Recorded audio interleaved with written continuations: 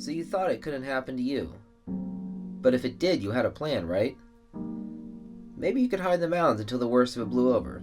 You know, like a summer storm that hits hard and then just disappears before you know it. If you had enough time, maybe you could team up with some people in the neighborhood, some friends who lived nearby. Or maybe you were lucky enough to have some land well off the beaten path where you could hunker down. But that's as far as it went. Days turned into months, and life went on without interruption. The seasons changed, the holidays came and went, and that routine became your security blanket, the grounding that made you feel safe. Until yesterday, when it all changed, and that plan, if you could call it that, went straight to hell. As the crack of gunfire got closer, you realized you might have to pack up and leave, and fast. But there was no way out.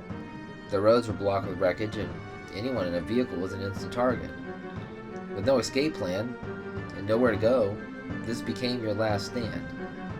And you finally understood that that plan maybe wasn't so much a plan, but rather a fantasy, and a dangerous one at that.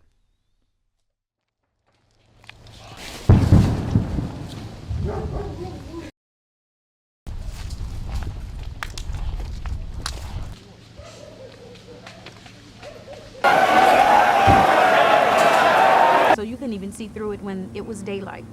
And when the sun started to rise a little as... A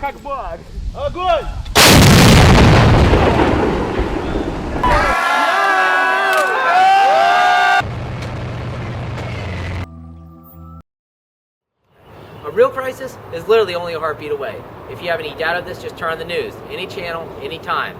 Ukraine, Syria, Iraq, and pretty much in the entire Middle East.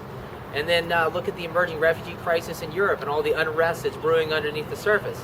Hell, even here in the U.S. Look at Ferguson, look at Baltimore. So it's pretty obvious that even if you think you're isolated from this because you live in the United States, you're wrong, okay? Now, the majority of us don't have a plan to deal with any of this.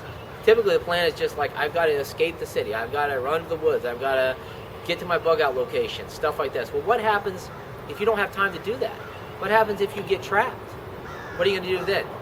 What happens if your primary residence gets compromised and you have to leave that? Then you're really screwed. Then you're really going to have problems. So I thought about this a lot, and I thought, you know, what makes more sense? Focus on survival in a wilderness scenario that has like 0.001 chance of actually happening, or focus on survival in the area that I live, that I occupied 99% of my life in. That makes a whole lot more sense to me, and that's the focus of this series.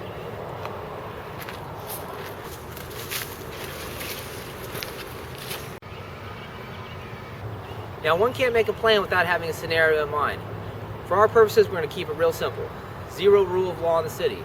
Shit has hit the fan. I don't care what the reason is, but everything's gone crazy. Chaos, anarchy, every man for himself.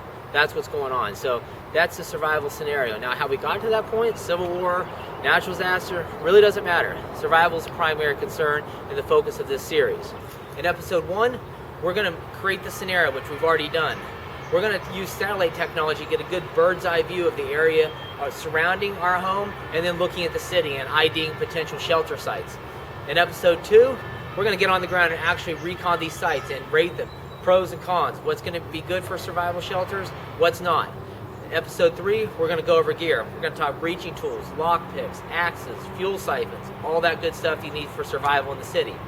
In the next episode, we're going to talk alternate forms of travel. How are you going to get around out here without getting killed? Are you going to use railroad tracks? Are you going to use power line easements? Alternate forms of travel, that's going to be the focus. And then finally, we're going to talk procurement of basic supplies. Because it doesn't matter, right? If you're in the wilderness or you're out here in the city, you're still going to need the same things for survival. Food, shelter, fuel, water, things of that nature.